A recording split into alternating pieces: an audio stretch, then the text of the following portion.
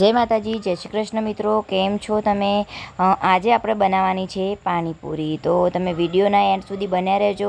આપણે પાણીપુરી કેવી રીતે બનાવી છે એ તમે કમેન્ટમાં જરૂરથી કહેજો, અને કેવી પણ લાગી છે જરૂરથી જણાવજો. અને તમે લોકો પાણીપુરી બનાવો છો તો કેવી રીતે પાણીપુરી બનાવો છો એ પણ અમને કમેન્ટમાં જરૂરથી કહેજો. તો પહેલાં મેં બટેકા લઈ લીધા છે. તો જેટલા બટેકાનો માવાની જરૂર છે એટલા બટેકા સમથિંગ 8-10 જેટલા બટેકા મેં લઈ લીધા છે. તો એને પહેલાં તો વોશ કરીને ધોઈ દીધા છે, સાફ કરી દીધા છે. તો હવે એને કટકા કરી લીધા છે. જેટલા કટકા હોય છે જલ્દીથી થઈ જાય છે. તો એમાં એકદમ બહુ નાના કટકા નથી કર્યા, આપણાને સોલતા ફાવે એટલા કટકા કર્યા છે. હવે એમાં 3થી 3.5 ગ્લાસ પાણી એડ કરી દેવાનું છે.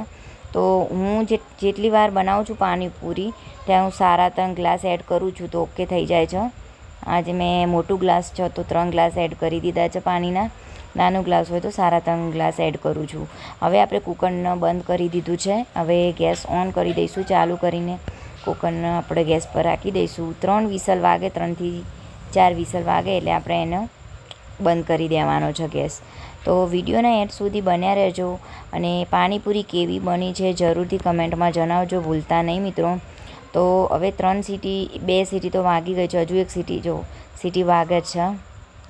હજુ એક સીટી બાકી છે.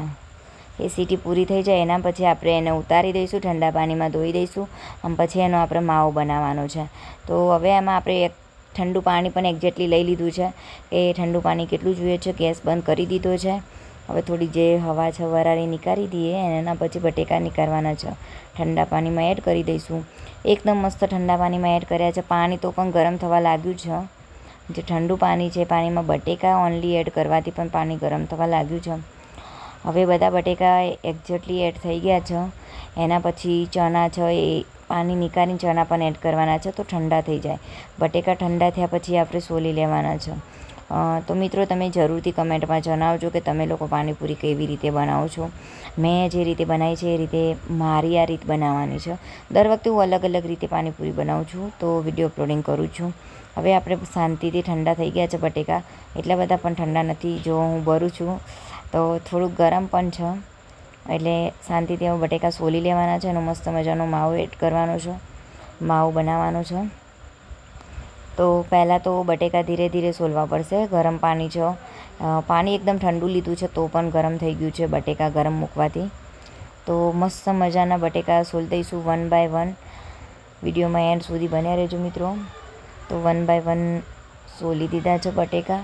હવે એમાં ચણાનો મસાલો આપણે કરવાનો છે. બટેકા ચણાનો મસાલો. તમને કઈ પાણીપુરી ભાવે છે જરૂરથી કહેજો. ઠંડી ભાવે છે કે ગરમ ભાવે છે એ પણ કમેન્ટમાં જરૂરથી કહેજો. તો નેક્સ્ટ ટાઈમ આપણે ગરમ પાણીપુરી ઘરે બનાવી દઈશું. એક્ઝેક્ટલી બટેકા બધા સોલાઈ ગયા છે તો એનો હવે આપણે માવો બનાવવાનો છે. ડસ્ટવાળું છે તો થોડું ઘણું ધોઈ લીધું છે. અને બાજુ જે તપેલી છે એમાં ચણા છે. એની અંદર આપણે માવો એકદમ બનાવીએ છીએ. પહેલાં મસ્ત મજાના પીસી લઈશું બટેકા. થોડા બટેકા કાઠા છે. જે નવા બટેકા આવ્યા છે ને એના કારણથી 4 સીટી વગાડી છે તો પણ એવા રહ્યા છે. 3 વગાડું છું, આજે 4 વગાડી છે સીટી તો પણ એવા રહ્યા છે. અને એક જેટલી ચણા છે. તો ચણા બટેકાનો મસાલો એક જેટલી જો મસ્ત બટેકા થઈ ગયા. પહેલાં સંચર લઈ લીધું છે.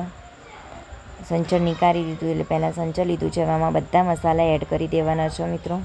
તો હું 1 બાય 1 મસાલા એડ કરું છું. પહેલું નમક લીધું છે.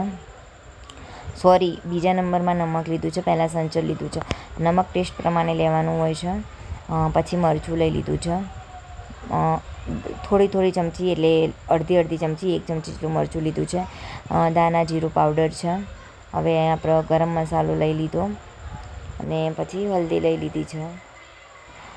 તો એમાં હલ્દીને બધું થઈ ગયું છે મસાલો. તો એક બાજુ ગોળને ગોળમાં પાણી એડ કરી દીધું છે.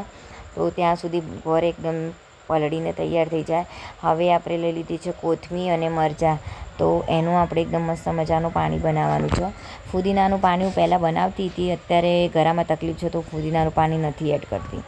ફુદીનો નથી મજા આવતી, ગળામાં તકલીફ થાય છે તો આપણે અહીંયા 5-6 મરચાં લીધા છે. મરચાં તો મને ખ્યાલ નહોતો પહેલાં કે તીખા છે તો મેં વધારે એડ કરી દીધા છે.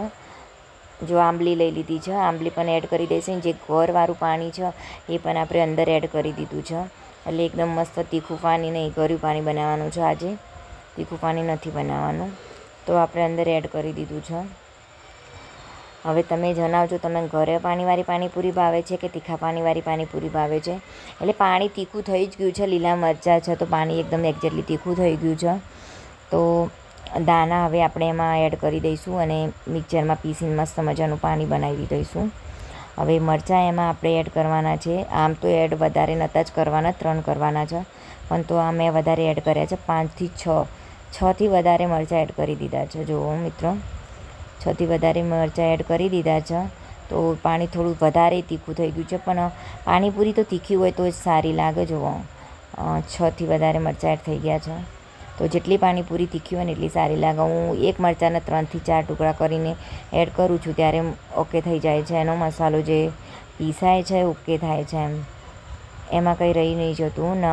જેટલા મોટા મરચાં હોય તો પીસવામાં તકલીફ થાય છે મિક્સરનું.